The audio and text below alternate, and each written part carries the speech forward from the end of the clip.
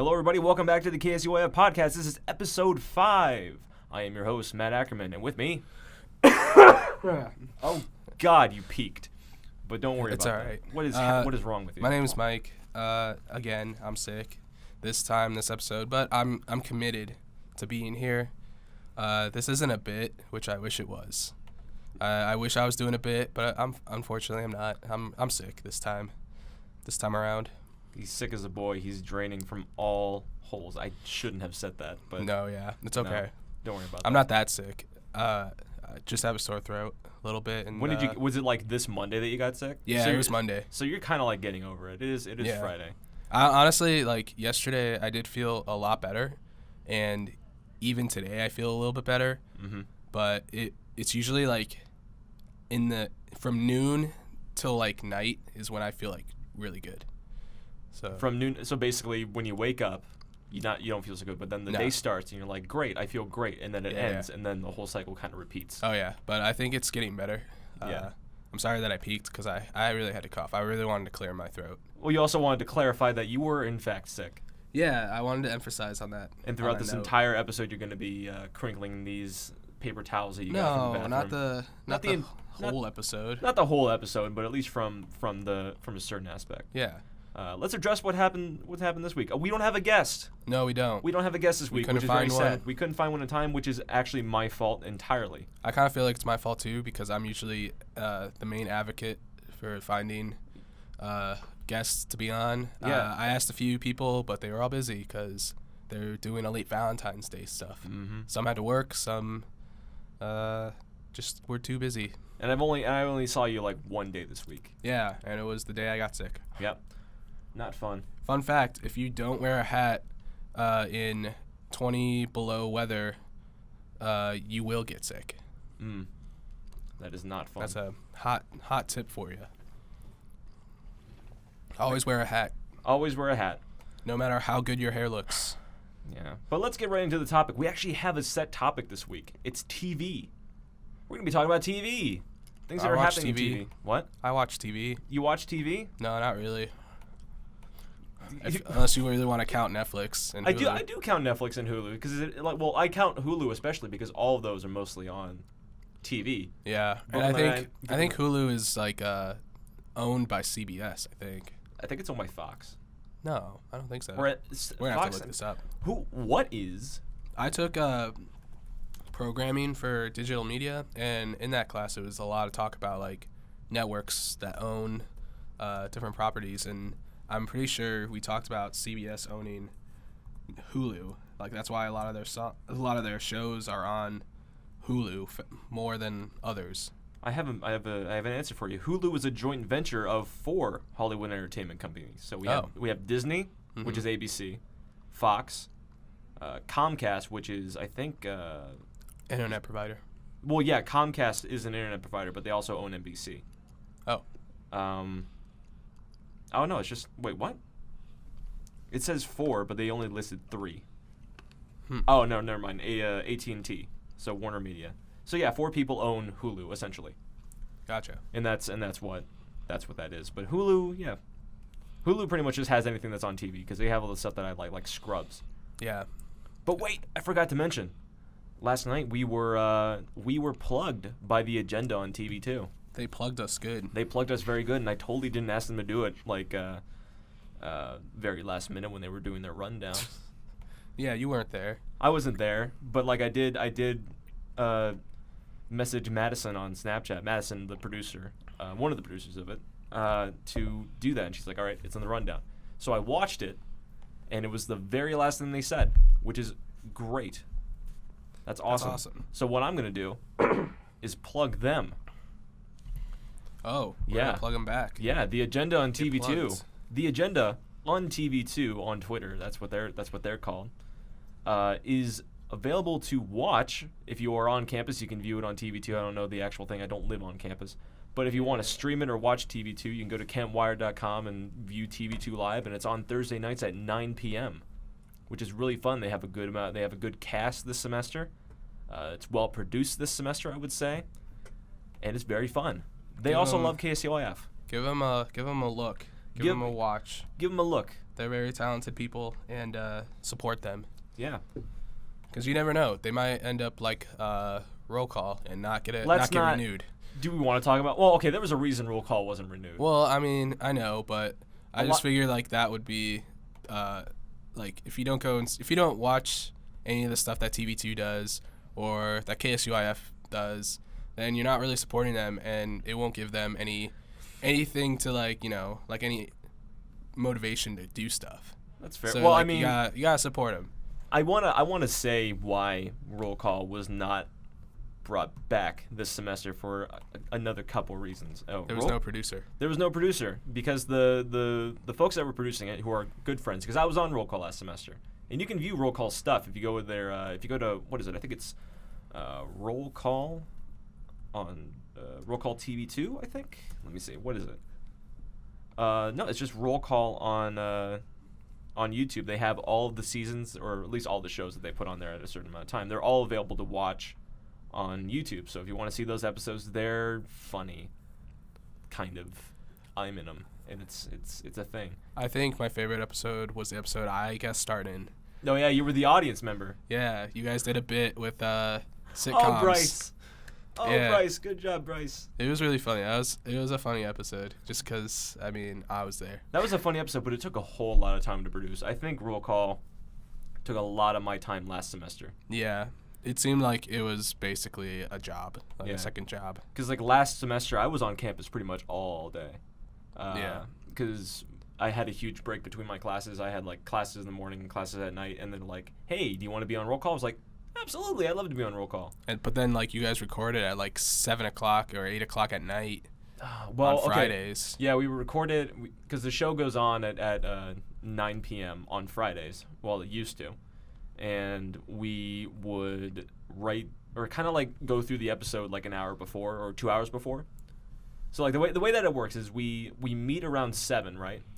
Here in Franklin. Here in Franklin Hall, right in the newsroom, outside this door that we're in the podcast room in. We meet in the newsroom, we open up the EMPS, right, and we go through all the stuff that we wrote the night before. Oh, well, not the night before, but like in the week leading. Yeah, up. in the week we finalize it around this time. We go through the run through, and then we go down to the TV studio, and we wait an hour until the show actually comes back on, or like 30 minutes until the show comes on, so we can practice the blocks and how they work.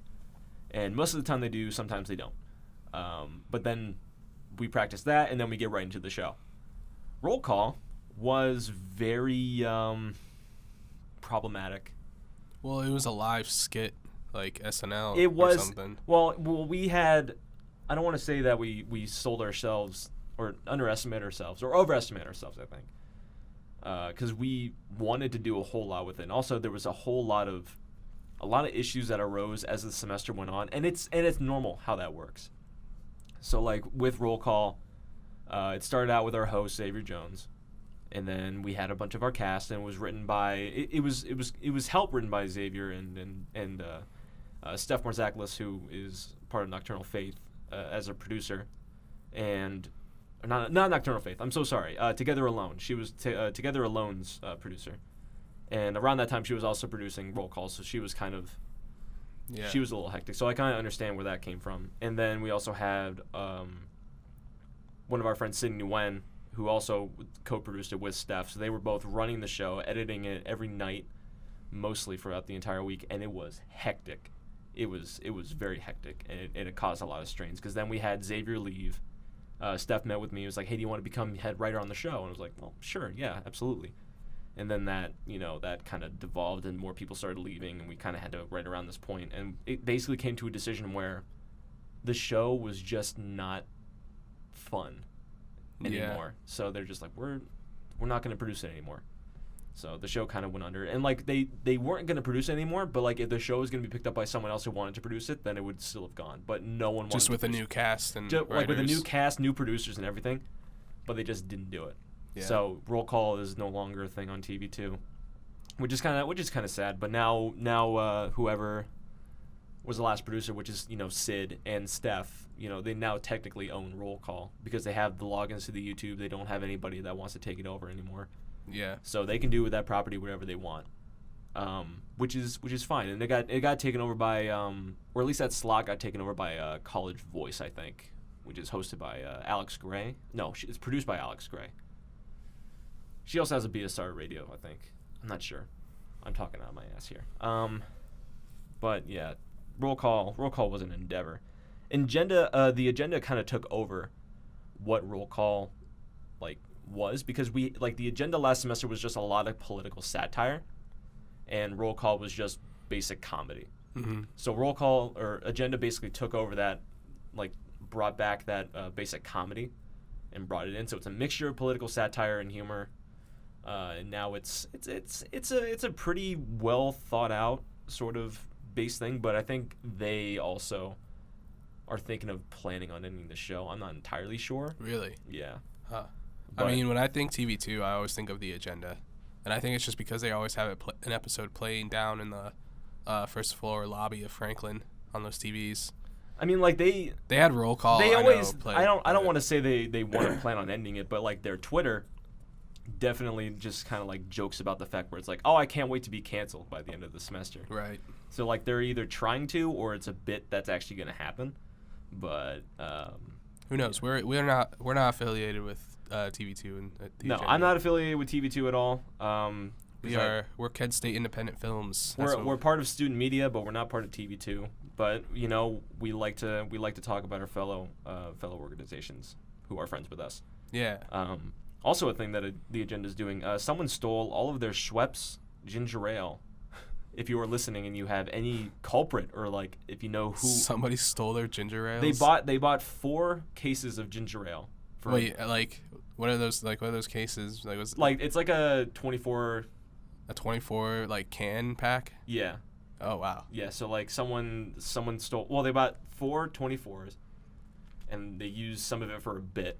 Uh-huh. And then when they came back, I think the next day, most of it was gone. What? Where did they? I don't know. Because they left. Where'd they put it? They in the office that's off the TV2 den. Oh. The KSUIF office. Yeah. Yeah. So they just left the ginger ale in there, and I somebody think stole it. Yeah, because people can go in there to film or whatever. Yeah, but I mean, you need a key, don't you? Well, we mostly let some people in there if they have to get in there, because TV2 is not really using that room. We've kind of been using that room. If anybody needs to get in there to film or have a meeting, we just open the door for them and they can go on in. But yeah, because I guess someone just decided to drink all the ginger ale in Schweppes. So if you have, it's $40 worth of Schweppes, people. If you have any idea of who might have taken it. Who would steal ginger ale? Who would do such a thing? I don't know. Who's the mad monster that would do that? But if you have any leads, message the agenda on TV2 message the agenda on Twitter at the agenda on TV2, and I'm sure they'll be very happy to figure out. It'll only be a problem if it was Canada Dry, though. That's the real crime. That's true. If it was Canada Dry, yikes. But yeah, TV2's a fun thing. It kind of gives you a little bit of an understanding of how hectic the real production for a TV show is. Yeah. At least for pre-recorded shows. These are all live.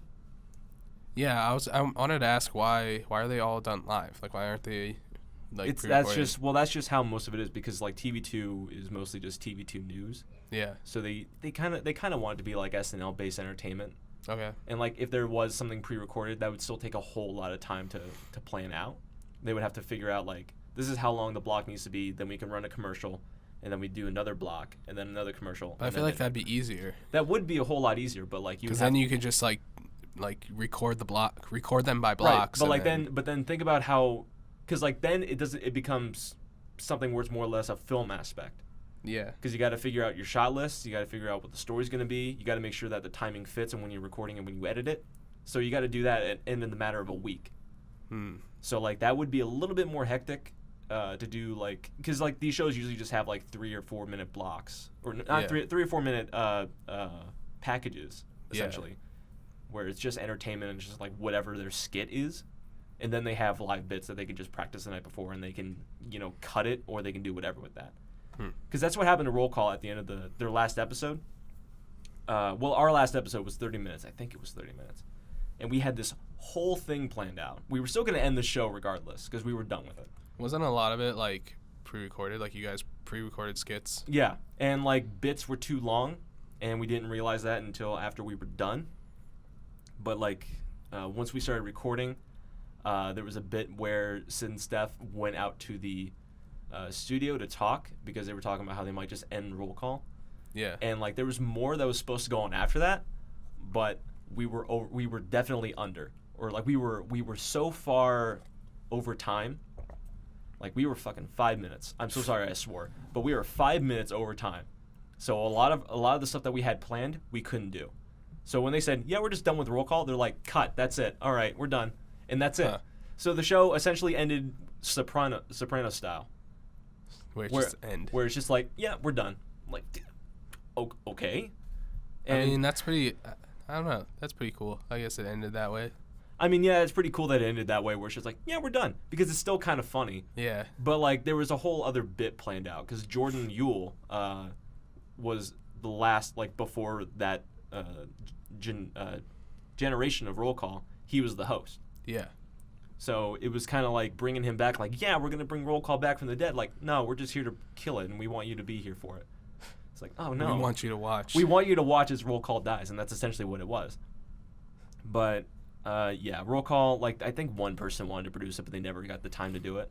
Yeah. Which kind of sucks. But I know I jokingly said like I would produce it.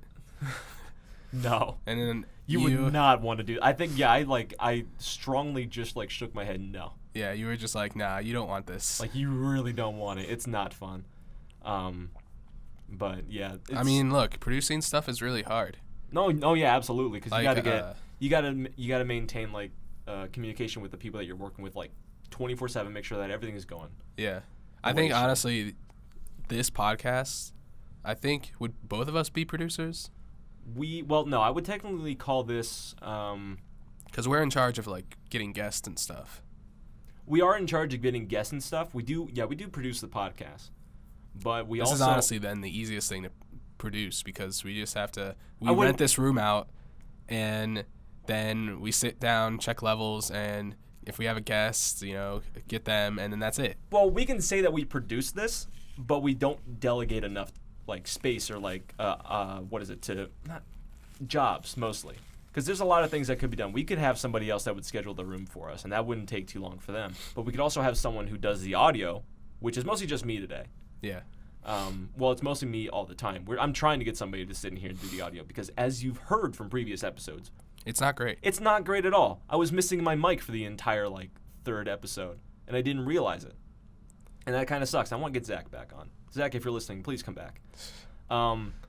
But we do have audio issues. But we do also produce the show, but also Anna is mostly in charge of what goes on the podcast. Well, she would be executive producer. She is executive producer, but she's also our boss.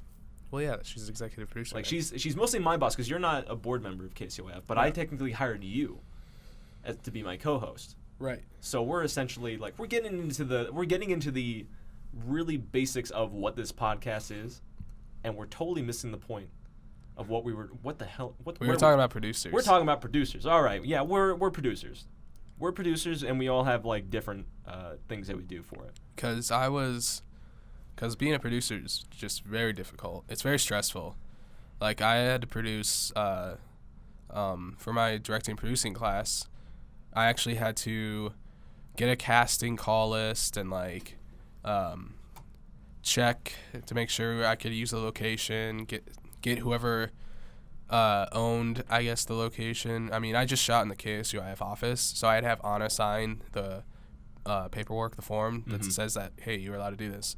But being a producer is very stressful because you have all this stuff that you gotta get down and collect and make sure everything is good to go for the director to go and shoot and film. You got to make sure that locations are secured. You got to make sure that the actors are available at certain times. Yeah, you got to give certain things to the first AD to make sure that the crew is there, they're available to work for it. Because I'm working with Amanda Copeland on her project, Witness. Her senior project. Yeah, her senior project, and I'm doing motion graphics, and I guess I'm kind of just working with art most of the time. Are you casted in it too? I think I'm a cast. Well, yeah, there's parts where I'm in it. Yeah. And I played two different characters technically because there was a moment where she's still using because she decided to start over with some of her footage, I think. Oh. But like the footage where. Wait, are you allowed to talk about it? Well, no, I'm not saying the story about anything, but You're just gonna talk about what you did. I'm just gonna talk about what I did. But like, there's two things that I know for sure that are gonna be in the end. Maybe, I'm not entirely sure. This could definitely be changed in the future. But there's a scene with me with long hair, and there's a scene with me with short hair. And I think I played two different characters. Interesting. So like, that's what that is. So I'm working with her with motion graphics.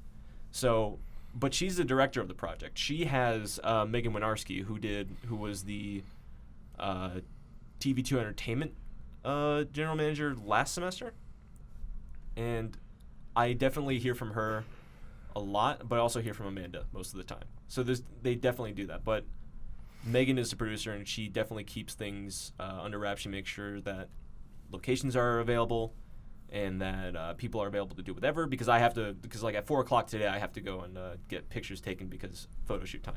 Right. For this thing. But it's, yeah. And I don't want to give anything out about Witness. Whenever Amanda actually comes on the podcast and she wants to talk about it, she can go ahead and fully on do that. Yeah, that's another thing that I think we should talk about. I think we talked about it before when Zach was on. If you're a senior and you are making your senior project this semester, feel free to come on the podcast and plug it. And because you never know, you might get some applications on people who want to join your crew, want to join cast. Anything that you need, someone might help. So if you're a senior doing senior project, feel free to talk to me or Matt about jumping on the podcast. Absolutely. That's always the thing. If you really want to come on the podcast, if you want to talk about your senior project, please do. Because we had Brandon come on. Brandon came on last week, and he interrupted. He interrupted the podcast with some very important information. I don't care what information he had. He interrupted.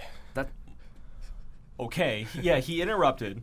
He interrupted the podcast, but then we also got into talking about his senior project, Eden, which. Right. Should we say that's no longer? Well, okay. It's the way that it works. I know there were some people that were doing backlash about it. Eden is Brandon's senior project that was being produced through KSUIF, but now it's being produced through Brandon in association with KSUIF. So basically, it's no longer a KSUIF production. It's just Brandon's production, but he's just gonna put the KSUIF name behind it. I don't know if he's putting the KSUIF name behind it, but we're definitely associated with him, so we're definitely probably gonna be doing that. But it's fully his production now. So KSUIF is really not doing anything with it. Well, we are helping out. We're Gotcha. still helping out. It's just not a full-on KSUIF production. Okay. So. Yeah. Because like the other stuff that we have going on this semester, C-Maker, Heartbreaker, and the doc. I don't know about the doc. I'm not entirely sure about the doc. I thought the doc was still going on. The doc is still going on. We still want the doc to go on, but there's a lot of I don't want to say too much, but there's some stuff going on with it that I'm not entirely sure when it's going to be done. I want it to be done, but yeah, we're trying to get, because I know Together Alone. Last time we talked to Zach, it was still going pretty well. There's still some stuff they're still trying to get through. They're in post-production now? They're still in post-production. They're still going strong through post-production. And let's see, some of the stuff that we got going on this semester. We have Eden, that's Brandon's project. C-Maker, Heartbreaker, Trapped, that's another good one, but that one's also pretty short. Was one picked up after Brandon's was like dropped? No, because we still have 3 others that we need to do. So we have C-Maker, Heartbreaker, Trapped, and the doc. So we're still trying to get the doc going through, and there's been a lot of issues because directors have dropped, and some producers have decided to drop too, I think. But we're still trying to get that underway. We definitely want that done. Yeah. So if you're interested in doing documentaries, directing, producing, come to KSUIF and interview to do the doc. Absolutely. Well, if you want to and you haven't done so already, please go to the KSUIF website, go down to the Get Involved tab and click application forms, fill out an executive application if you want to be a director or producer, or if you just want to be crew on it, just fill out a normal application, and we'll definitely shuffle through that, and we'll figure out where to put you. And if you want to be a part of it, yeah, absolutely, please. And you don't even have to be good at making documentaries to do this. You can just, this could be your first one. Yeah, even if you're interested in being or doing documentaries, if you're, because documentaries are kind of fun to do. I mean, this might be me. It might just be me, but personally, I think docs are probably a lot easier to do because it's not something that you can make up. Like, it's not something you just make up and, like, have a script to go by for, like, actors and everything. It's just, like, grab some equipment and have some really good questions and go and interview people. And that's pretty much it. I mean, yeah, that's essentially how it is. I don't want to bring it down to the point where it's just, like, point a camera, have them talk. But there's definitely a lot of work that goes into it. And if you're interested for that kind of different challenge, like, because it's different from just filming. Yeah. Like, because you have, like, story and all that stuff to go through and dialogue to get through. You don't have, like, multiple takes that you have to do. Right. It's definitely a little bit, I want to call it more laxed. Yeah, it's not as stressful as, like... Because the time that you have to work around is not like, okay, everybody has to be here at a certain time based on the producer's time. It's when the person that you're interviewing is available to be interviewed. Yeah, and you don't have to rely on, like if you have, like, 3 cast members, like 3 actors... Like, you don't have to, like, schedule around them as much, I feel like. Like, you can be like, oh, this week we're going to go and interview this person. And next week this person's available, Yeah. Like, you can space out the interviews. Absolutely. So you have enough time to work on this. Yeah. So it's very much more relaxed than production, a bigger, like, short film or short project. Yeah, just a little bit. Speaking of docs, though, I wanted to talk to you about, have you seen the Fyre Fest docs? I have not seen the Fyre Fest docs. God. Did you? I did. I watched both of them. How were they? I really liked. So it's different. Both of them are very different. For those of you who haven't seen them, there's nothing to spoil because if you know about Fyre Festival, you know it was just a mess and it just fell apart. But what I didn't know was the fact that they planned to put on a music festival in 6 months.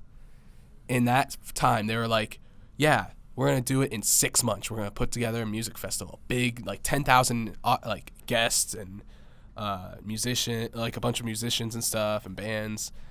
And like that's crazy to do that. But basically, out of the 2, the Netflix and Hulu one, the Netflix one felt like it focused more on like how bad, like how rushed and like how it was like gonna be a good idea but then was just bad. And then the Hulu one focused on like, it felt like it focused on more of like the lawsuits like afterwards, because like the Netflix one where they were talking about how a lot of scummy things that they would do, like towards the end they would like post like they focused on like the social media aspect of the Netflix one, like how they got like a bunch of top selling models to like praise this thing and like advertise for it, and then it took one person who was just a random Twitter account who had like no followers, pretty much. He had like 400 something followers, and posted the picture of the sandwich with the cheese on it, and that tore him down. So it was like supermodels with like thousands of followers advertising it to build it up, and it took one person with like 400 followers to just bring it all down.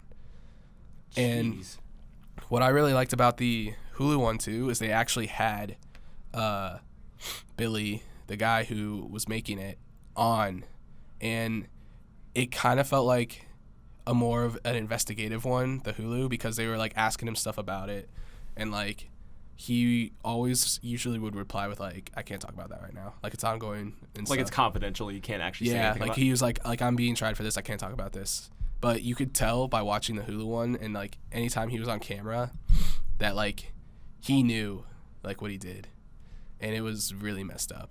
God. But like that whole thing, it's crazy to like watch.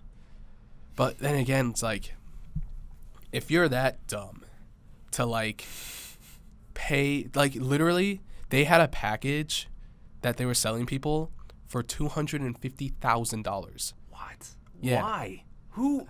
And it's like, why would you why would you do that? Like, why would you spend that much money? Like, how dumb are you? I think the lowest price package was still like $10,000 or something. Like, it's insane. It was insane. And like, I really felt sorry, like, in the Netflix one, like, after watching that one, because there was they talked with like some of the locals who were there and like helped with it. There was this woman there. She like owns a bar and basically had to spend her savings paying her workers because Billy couldn't like the owners of Firefest, they could not pay her, and they couldn't pay her workers. So she had to use her savings and basically have to start over again, and it sucks so much. That's a massive pain. Like they had like a lot of workers working on it, and then like no one got paid.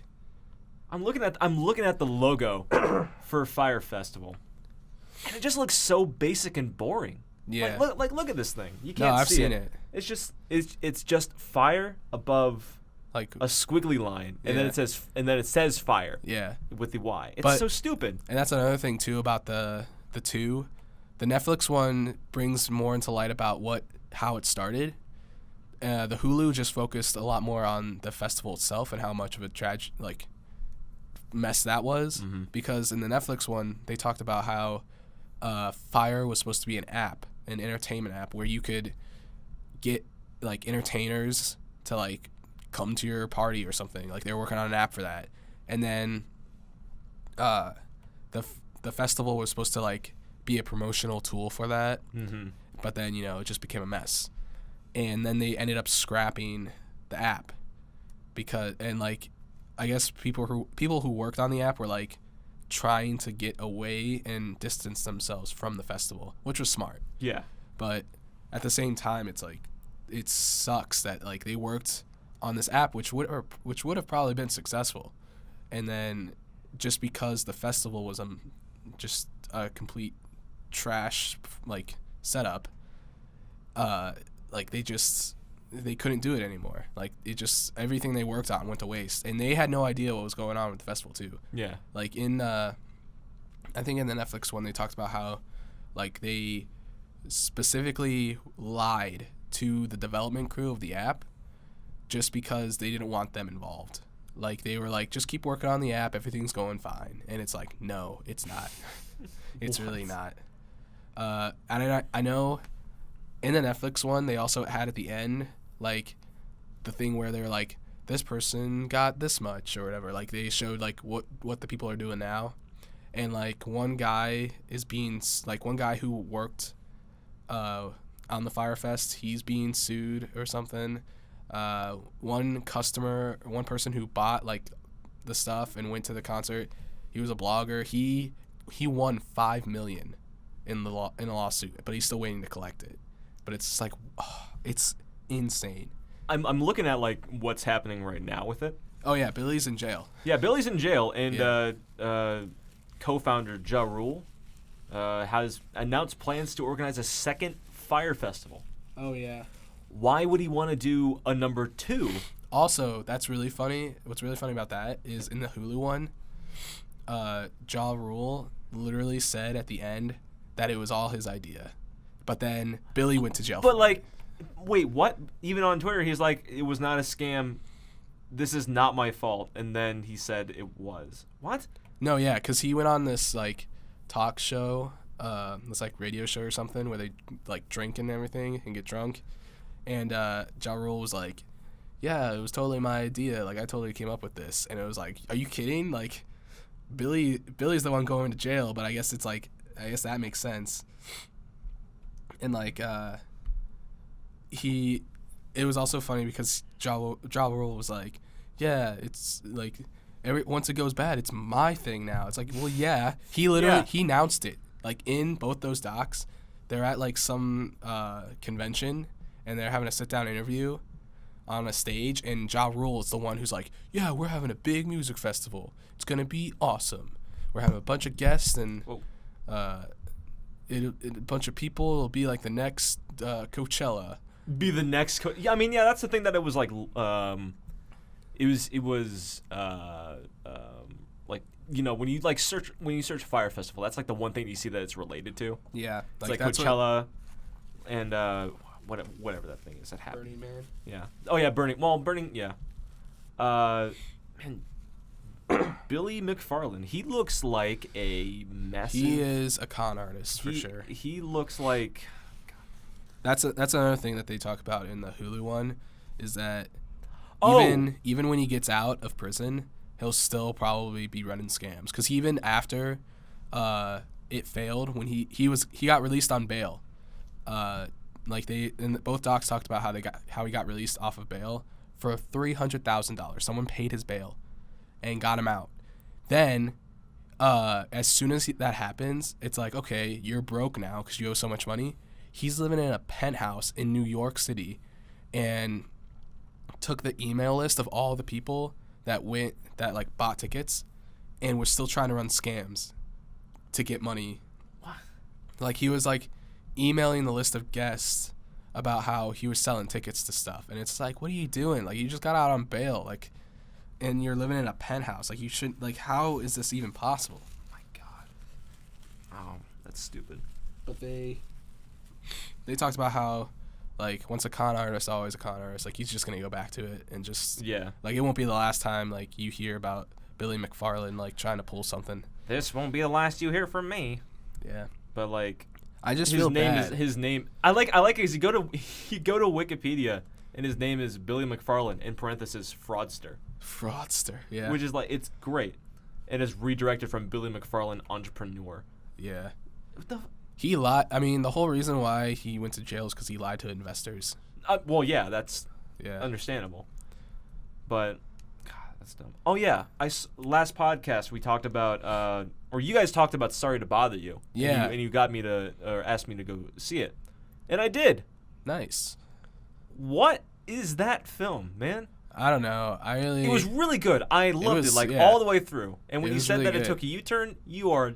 It was more like a V-turn, you know? It was like you're going down the street. Left turn, yeah. It's like you're going down the street and the road just like makes a V formation. It's like, oh, I guess I'm going back now. Like it gets to that point of no return point of the film. Yeah. And then it's like, okay, yeah, let's continue on into Act 3 where he has his redemption arc. But it's like, wait, are we even in the same story?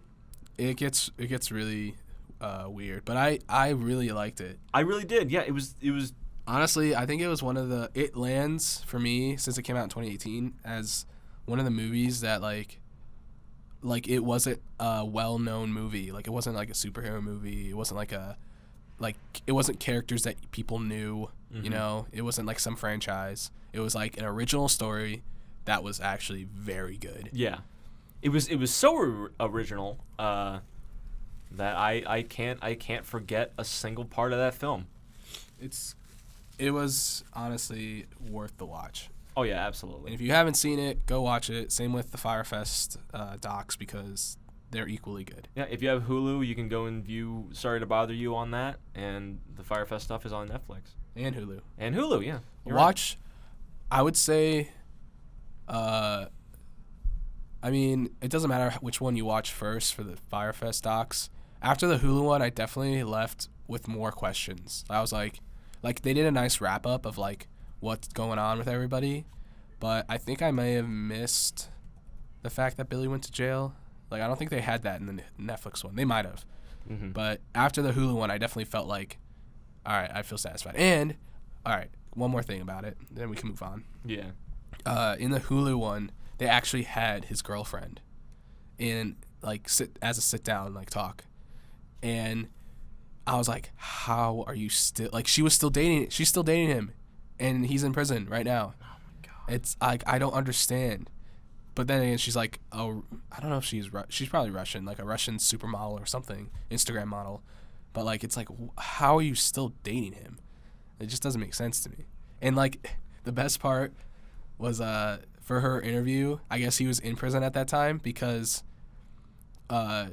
she pulls out her phone because she's getting a call, and it's Billy. And she's like, can I answer this? Like, can I go? And then, like, that's where it ends. I was like, oh, my God. I was like, this is... I don't know if that was real. If they I feel like that would... I don't know. That sounds cheeky. Yeah. But no, let's continue on to some other stuff here. Let's talk about TV.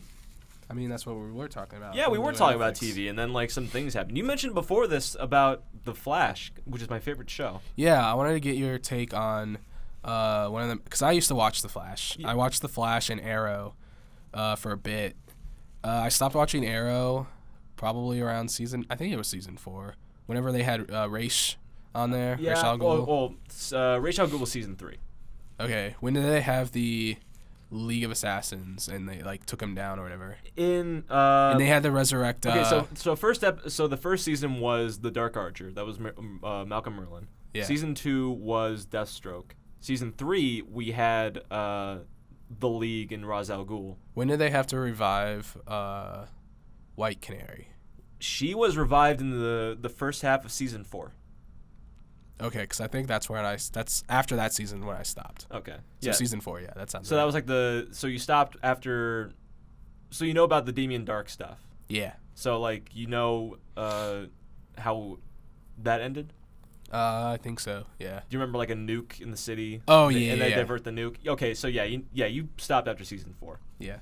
And then Flash, I think I watched what's the recent season on Netflix? Season 4.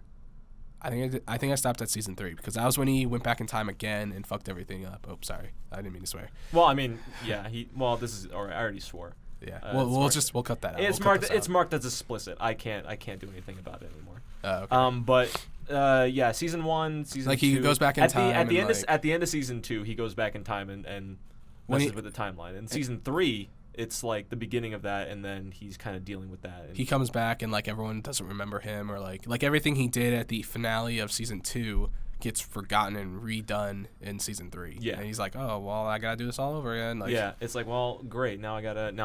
Iris refix doesn't it. love me. And, like, Iris doesn't love me, and then at the end of that, he goes into the. And what's her name? Caitlin Snow's like Elsa.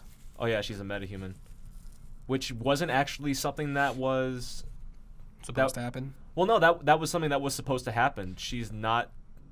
Well, she is a meta, but it's weird how it is because like Isn't she supposed to be a villain? she is supposed to be a villain, yeah, and they've changed her up so much. But the Flashpoint is what the thing that he did wasn't essentially the thing that caused her to become Killer Frost. It was apparently that's been something that happened since she was a child. Like she was born a meta essentially. Oh, interesting. So that was explained that was explained at the end of last season, I think. Are we gonna talk spoilers? Do we have to? I mean, we're gonna be talking about something. I mean, I honestly, me personally, I don't care about spoilers. I mean, I'm caught up with the show. Because but I've if just you're dropped watching off. The Flash, if you don't want to be spoiled, I apologize. We're gonna be spoiling something. But we just talked about the seasons of the show and what they do. We're not talking about who has died and who's done what. Yeah, because I know they did the episode where the Arrow and Flash switched. Oh yeah, Elseworlds. Yeah. I love that. I love that so I much. know People that they didn't like switched. that.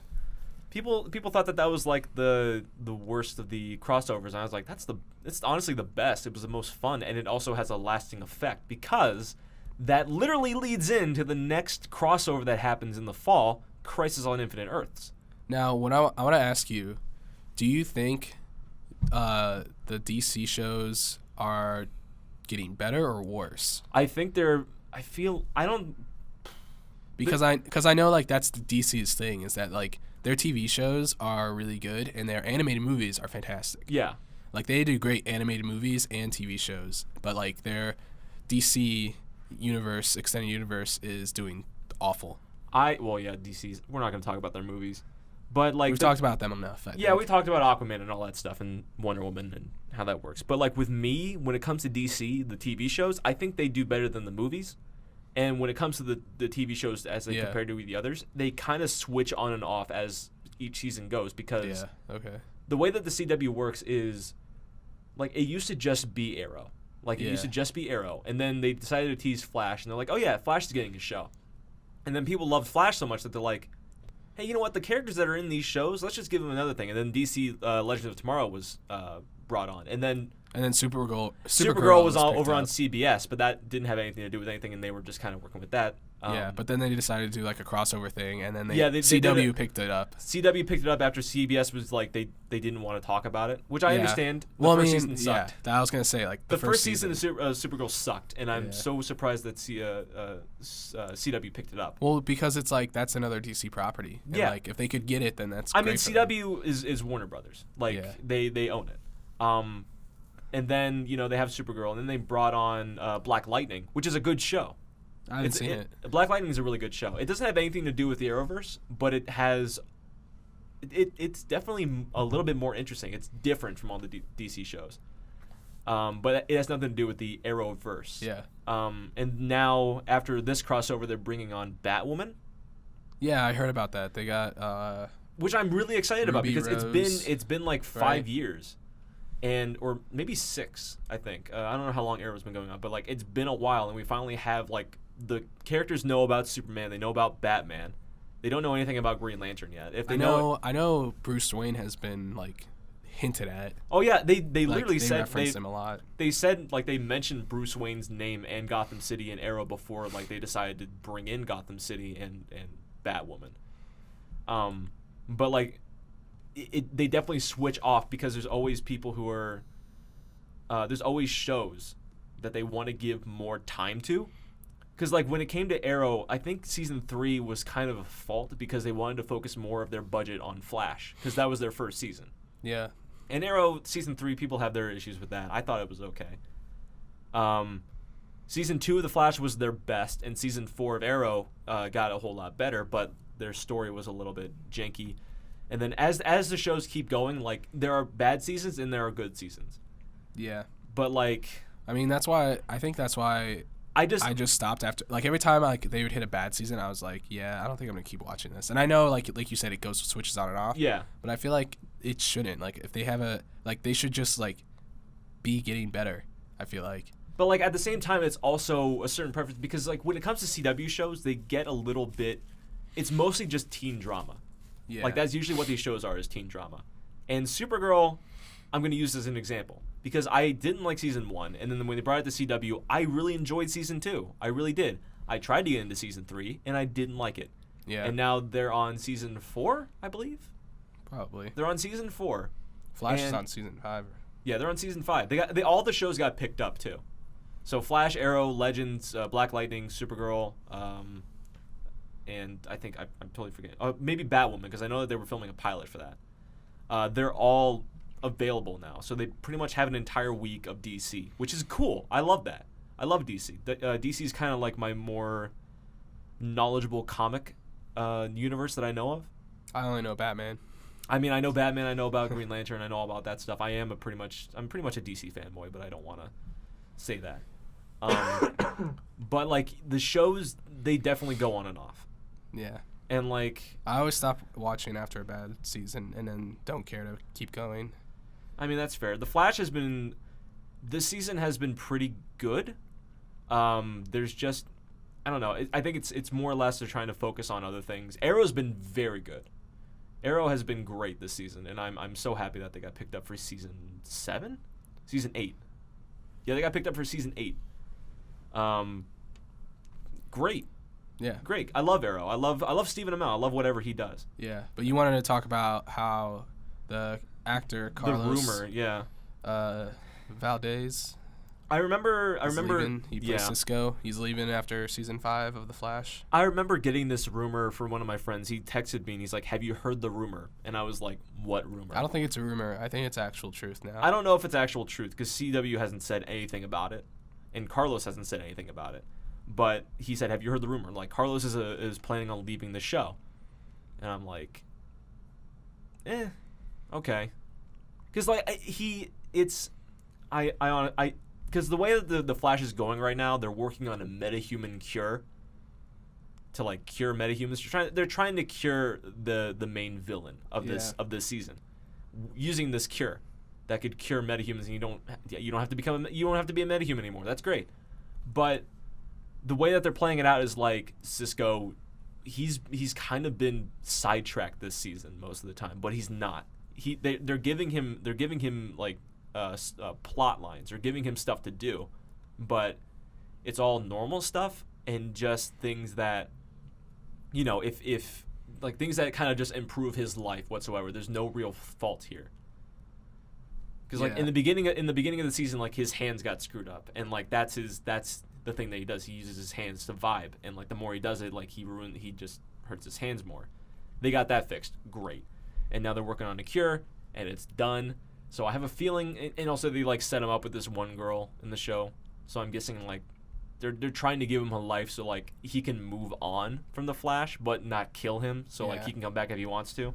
From what I saw was that like it was looking like his character was just becoming a supporting like background character. Yeah. And like he wasn't a main like casting. Mm-hmm. Like they were just kind of giving him stuff to do and like writing him away, and like not giving him anything really super important like how it was for past seasons.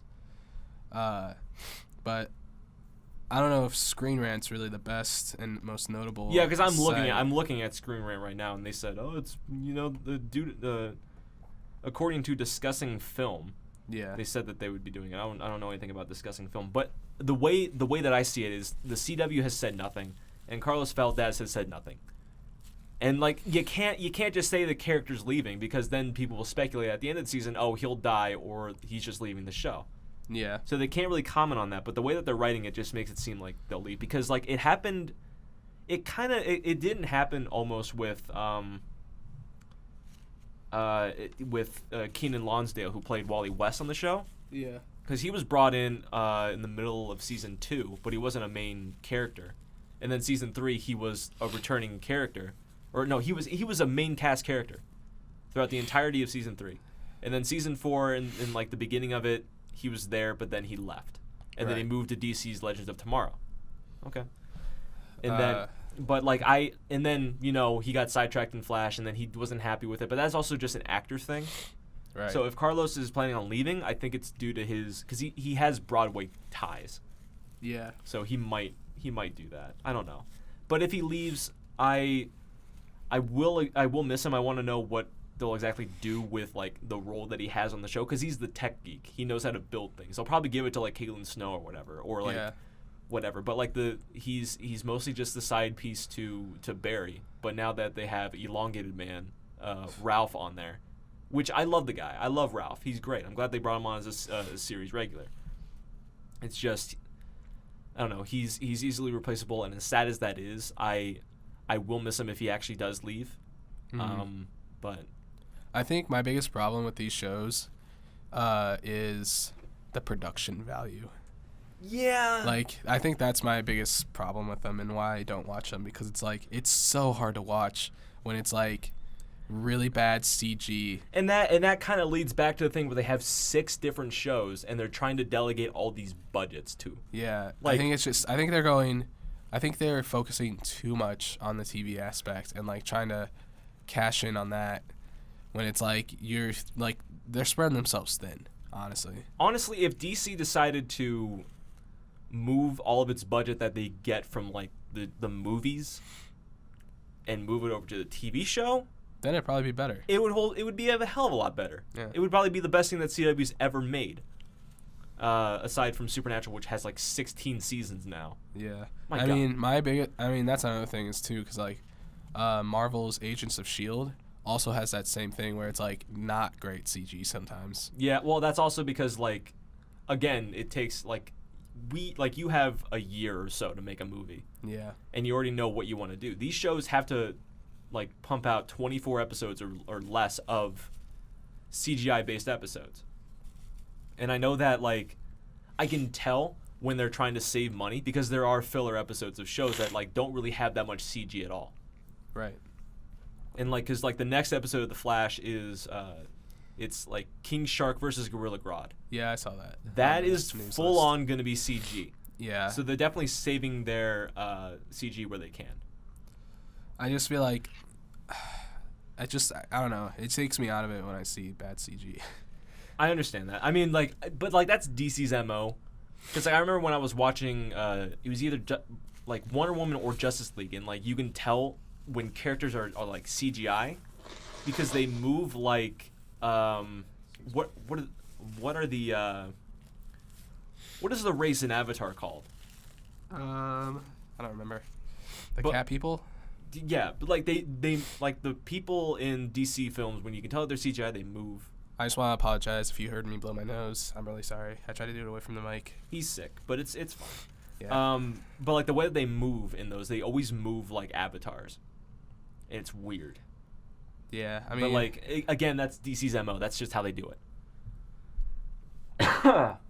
Oh, man, now you're getting sick. No, I'm not getting sick. I'm just talking too much. My throat's dry. Oh, yeah. You're not getting me sick. I eat my apples. I drink my oranges. Look, I had a whole case of orange juice, like a day ago. Yeah, but that's not gonna do anything. Are you kidding me? Vitamin C. It's vitamin C. Gonna build up my immune system. God. Again. But if there's shows that I've dropped off on, it's Supergirl. I've dropped off on Walking Dead, Yeah, I dropped off hard on that one. and they still have another season. They were brought back for another season. That show is so Two of their slow. main characters have left. Like, end the show. It's such a slow show. Like, I cannot... Like, I used to watch it... like, me and my friend Tony, we would, like... He would always be like, hey, come over. So, like, I'm having people over to watch it. And this was, like, in season 1, 2, and, like, 3. I think even 4. Mm-hmm. But, like, he would, like, have little, like, watching parties. And, like, I would always go over and watch them. And they were good until, like... I don't know, until, like, Negan got introduced. Then it was just, like, actually, no, before that. Because I would try to watch it, but it would just be so slow that, like, when they would set up something, be like, oh, what's going to happen? Watch the next episode. I'm like, no, I don't want to. Like, it's just, like, the payoff is never that good anymore. You know what I'm worried about? What? Because I didn't fully check this audio. Yeah. I have a feeling that it was recording in 16 rather than 24. Oh, no. It's, again, we're coming to the end of the podcast here, Yeah. right? Because we have how many more minutes left? About 4. We have about 4 minutes left, so it's time to start wrapping up. Yeah. I really want to stress this to 3 minutes. anybody. If you are listening to the quality and it sounds poor, please, for the love of God, if you know how to do audio and you are free every Friday from 12 to 2, please, please, please come on the podcast. We would love to have you just monitor our levels or even set up. We do have someone who said she would do it and help us out, but she Absolutely. was unavailable today. She was unavailable today. But if you would like to when she's not available, if you want to be available whenever we need somebody, please come on. Yeah. Because I'm getting so tired of this. It's the 5th episode, and we're just having so many audio issues because I have to do everything. Yeah. And I'm not saying that's a bad thing, but like Sound's not your forte. Sound's not my forte. It's not something that I just want to completely do. I have to reset this board every time I come in because podcasts before it don't know how to like set it. That's another thing too that we should mention, that when we come into the room, it's always a mess. Yeah, whenever we come in, it's because a mess. we're not the only ones that use this room. Yeah, there's other podcasts that come in here. It's a massive pain, but So honestly, be available to help those other podcasts out. Absolutely. Seriously. Like, if you know someone's doing a podcast and they're not part of BSR because BSR has, like, this major setup and they know how to operate everything. Yeah. But if you know of a podcast that's just doing it through this one room, like, if you're a KSUIF student or a DMP major and you're in this building, you know how to do audio, and you know that they're doing this podcast around a certain time, ask them if you can sit in and just monitor the levels for them. Yeah. Because this is just when I talked to Jackson, who he's basically like, him and Professor Holgren are like the leaders of this room. It's just like we have soundproofing on the walls, but the panels are always falling off because I guess they can't like hammer them in. But like Jackson said, like it's just like it's always a mess in here. Yeah. Like.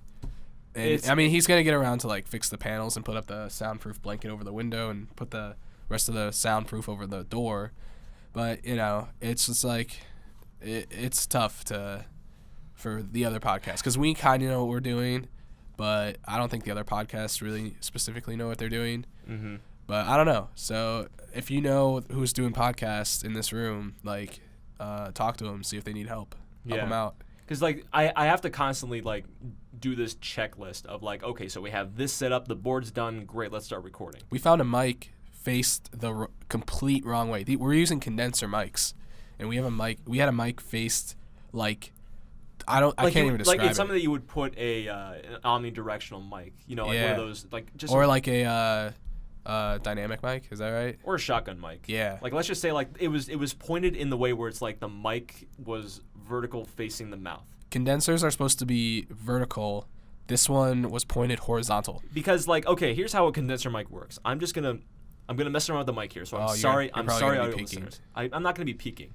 It's just the pop filter helps me protect from like the puzz, Yeah, but you might be. But like the way that it works, so like I'm talking straight into this little like circle, where like it's that's where the audio is coming from. Like that's where it's picking up the audio. So I'm talking straight into that. Now I'm standing up, and I'm talking into it from the top. That's what it sounds like. So that's what they sound like, and it sounds like you're talking in a box. Yeah, and it's probably also like since you stood up, it's probably bouncing off the table and back in. Okay, so let me just lift this up and talk to it like that. It still sounds like I'm in a box, and it's not fun because I'm monitoring. You know what this sounds like, but you will sound like. So now I'm gonna turn it around to the back, and I'm talking to it through the back. You can't even hear me. Yeah. You cannot hear me. So these condenser mics have to face a certain way. They are very sensitive mics. Yeah. And not a lot of people know how to set these up. And like it's basic audio courses where like if you took a basic audio course and you go over the mics, you know that what it says. Yeah. Main point is if you're an audio person and you're good with audio, offer to help out the podcast people that are in this room. Jackson's also going to be putting something up, doing a door sign-in sheet, time slots sheet. Yeah.